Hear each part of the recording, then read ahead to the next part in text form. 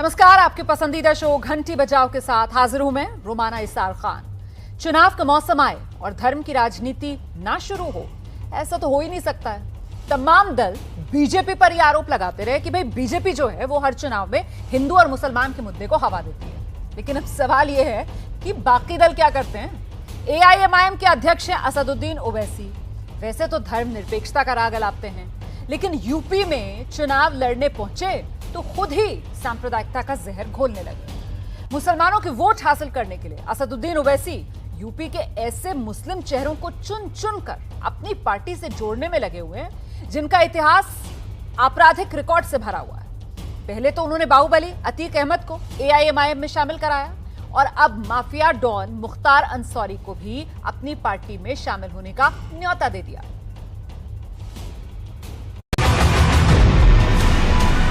मैं पैगाम दे रहा हूं उत्तर प्रदेश के 19% मुसलमानों को।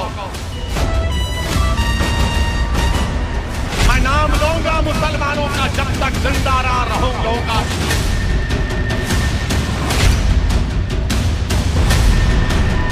मजलिस इंशाअल्लाह ताला सुबह क़यामत तक उत्तर प्रदेश में रहेगी। बहुजन समाज हो, कांग्रेस हो, समाजवादी हो, बीजेपी हो, क्या इनके मन से लफ्ज मुसलमान निकलता है?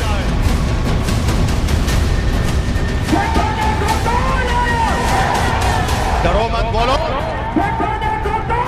डरो मत बोलो।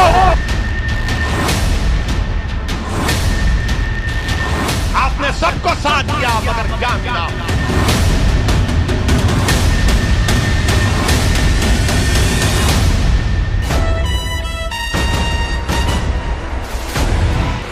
साल से मुसलमानों को यह कह करोड़ दिया, वो मंत्री तो बना, तुमको संतरी की भी नौकरी नहीं मिली।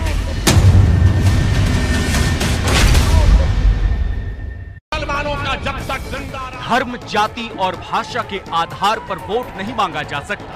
हमारा संविधान धर्मनिरपेक्ष, उसकी इस प्रकृति को बनाए रखना चाहिए।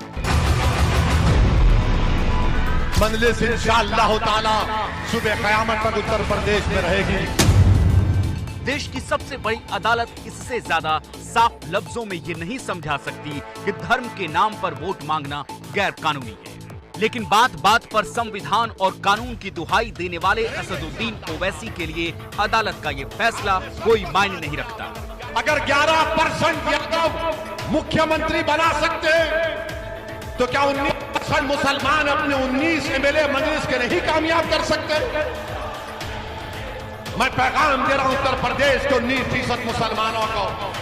अगर 11% यादव सिंह यादव को अखिलेश यादव मुख्यमंत्री बनाए तो क्या इस आने वाले चुनाव में 19% मुसलमान क्या मजलिस के एमएलए को कामयाब नहीं कर सकते? करेंगे इंशाअल्लाह ताला।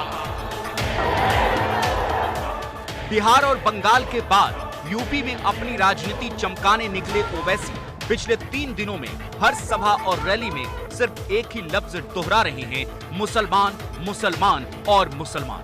मैं नाम लूंगा मुसलमानों का जब तक जिंदा रहूंगा। इसलिए क्यों लूंगा बताता हूं। इसलिए कि भारत के कानून के लिहाज से मुसलमान माइनॉरिटी है। भारत के संविधान आर्टिकल 29 और 30, 29 और 30 के मुताबिक अक़लियतों को हुकूक दिए गए जिसमें मुसलमान शामिल हैं। ये वही ओवैसी है जो संसद के अंदर धर्मनिरपेक्षता का झंडा उठाकर जोशीले भाषण देते हैं, जिन्हें अक्सर ये लगता है कि हिंदुस्तान का धर्मनिरपेक्ष चरित्र खतरे में है। 2014 से जब से मुल्क में बीजेपी की हुकूमत बनी, जब से इस मुल्क के प्रधानमंत्री नरेंद्र मोदी बने, एक मंसूबाबंद तरीके से इस मुल्क के सेकुलरिज्म को कमजोर करने की पूरी कोशिशें की जा रही हैं। जब से नरेंद्र मोदी की हुकूमत बनी उस वक्त से ये पूरी कोशिश की जा रही है कि भारत का ये जो सेकुलरिज्म है, भारत की जो खूबसूरती है भाईचारगी की, उसको तब्दील करके इस मुल्क को हिंदुत्व राष्ट्र में तब्दील किया जाए। आसान है दूसरों पर आरोप लगाना, लेकिन ओवैसी साहब कभी अपना चेहरा भी आईने में देख लीजिए। अगर आपको लगता है कि देश की तमाम पार्टियां धर्मनिरपेक्ष नहीं हैं, अगर आप ये मानते हैं कि हर पार्टी सिर्फ वोट बैंक की रणनीति करती है और मुसलमानों को अपने फायदे के लिए इस्तेमाल करती है, तो आप ही कुछ अलग कर दिखाइए। मत कीजिए धर्म की राजनीति, मत मांगिए मुसलमानों के नाम पर वोट। है हिम्मत अगर होती तो आप इस तरह मजलिस और जमात की बातें न कर रहे होती। असदुद्दीन ओवैसी आपको ये पैगाम देने आया है कि आप अपनी जमात को मजबूत करिए।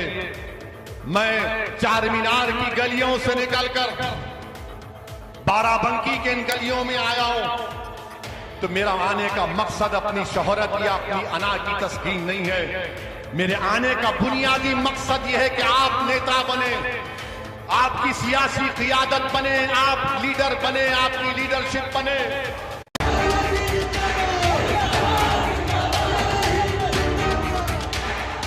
ओवैसी कहते हैं कि वो मुसलमानों को नेता बनाने आए हैं। बहुत अच्छी बात है ओवैसी साहब, दीजिए अपनी पार्टी से एक आम मुसलमान को टिकट, जोड़िए उन लोगों को अपने साथ जो वाकई में अच्छा काम कर रहे हैं।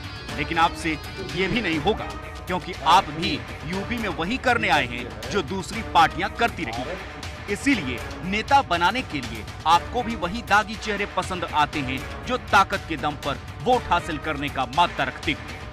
ये यूपी की राजनीति के वो चेहरे हैं जो सिर्फ अपनी बाहुबली छवि के दम पर चुनावी मैदान में डटे हुए हैं।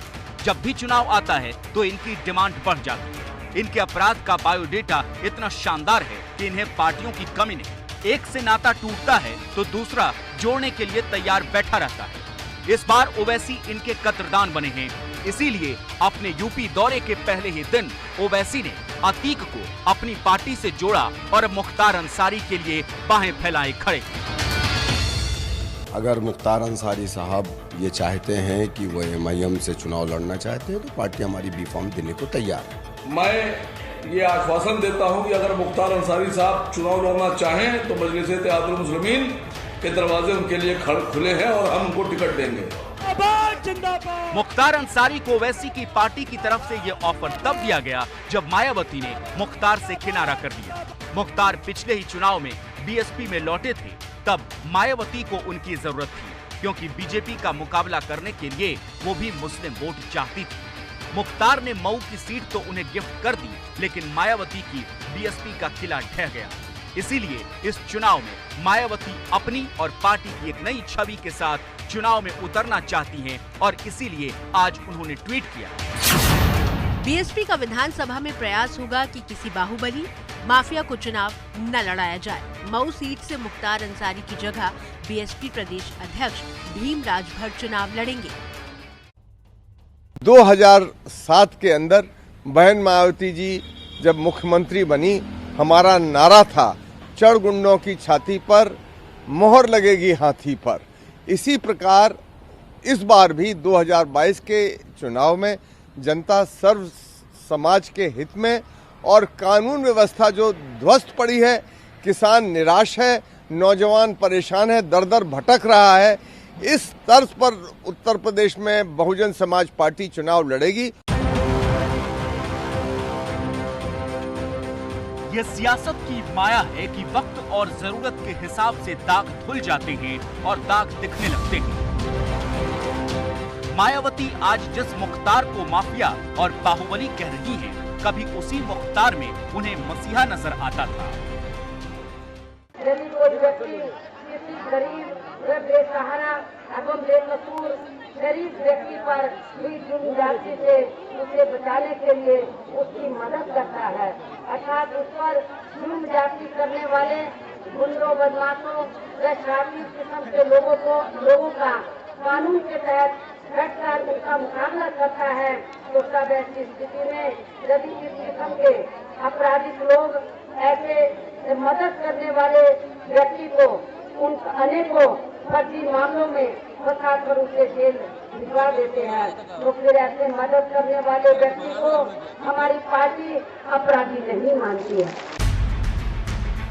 तो जिस तरह एक वक्त पर मायावती ने मुख्तार को गले लगाया, उसी तरह अब असदुद्दीन ओवैसी मुख्तार पर मेहरबान है। उनके लिए ये कोई मायने नहीं रखता कि मुख्तार पर कितने मुकदमे चल रहे हैं, क्या आरोप। ओवैसी को तो मुख्तार अंसारी में सिर्फ वो मुसलमान चेहरा दिख रहा है जो मुस्लिम वोटों के ध्रुवीकरण में उनकी मदद कर सकता है। मुख्तार अंसारी पर यूपी में कुल 52 मुकदमे दर्ज हैं। 90 के दशक में उसने ठेकेदार और प्रॉपर्टी के बिजनेस से अपराध की दुनिया में कदम रखा। फिर 2005 में बीजेपी विधायक कृष्णानंद राय की हत्या के केस में उसका नाम जुड़ा। हालांकि 2019 में उसे इस केस में बरी कर दिया गया। मुख्तार को पहली बार 1996 में बीएसपी ने ही टिकट दिया था।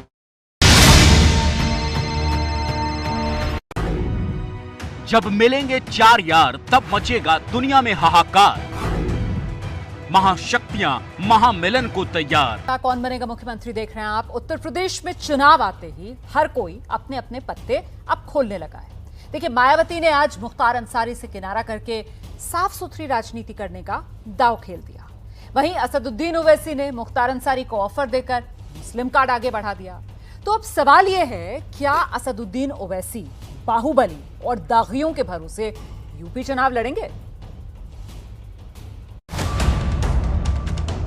एक और बाहुबली है अतीक अहमद। पिछले 3 दशक से यूपी की राजनीति में अपनी धमक जमाए हुए हैं। अतीक के खिलाफ 96 आपराधिक मामले दर्ज हैं। मर्डर से लेकर अपहरण वसूली तक के आरोप हैं। लेकिन अब ओवैसी इस गैंगस्टर के भी रहनुमा बन गए हैं। ओवैसी के यूपी दौरे के पहले ही दिन अतीक अहमद की पत्नी शाइस्ता सुल्तानपुर में ओवैसी के साथ बैठी नजर आई। शाइस्ता ने सबके सामने जेल में बंद अतीक अहमद का पत्र पढ़कर सुनाया, जिसमें अतीक ने ओवैसी को अपना नेता बताया। तो एक तरफ हत्या का आरोपी है और दूसरी तरफ पूर्वांचल का माफिया डॉन। एक को ओवैसी अपना बना चुके हैं और दूसरे के लिए दरवाजे खोल रखे हैं। और इसके बाद भी ओवैसी अगर साफ सुथरी राजनीति करने का दम भरें तो उन्हें शर्म आनी चाहिए। पंजाब के सरकारी कर्मचारियों को 15 सितंबर तक कोविड का एक टीका जरूर लगा होना चाहिए, वरना उन्हें कंपल्सरी लीव पर भेजा जाएगा।